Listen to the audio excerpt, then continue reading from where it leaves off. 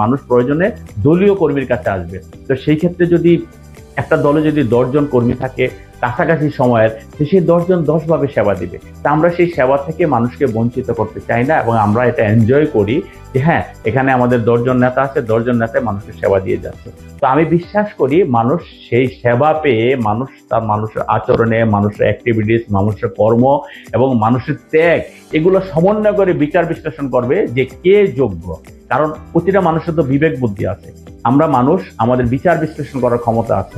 এই বিচার বিশ্লেষণ করে যাকে যোগ্য মনে করবে স্বাভাবিক কারণে তাকে বেছে নেবে। তো আমি বিশ্বাস করি এই এলাকার মানুষ আমাকে, ঢাকা 18 মানুষ আমাকে আস্থায় রেখেছে এবং আস্থায় রাখবে, কারণ আমি সার্বক্ষণিক জনগণের পাশে ছিলাম, আছি এবং আমি তো থাকবো ইনশাল্লাহ। আর দল যদি ইনশাল্লাহ আমাকে মনোনীত করে, আমরা সকলে মিলে ঐক্যবদ্ধভাবে কাজ করব এবং দানিশ শেষকে বিজয়ী করার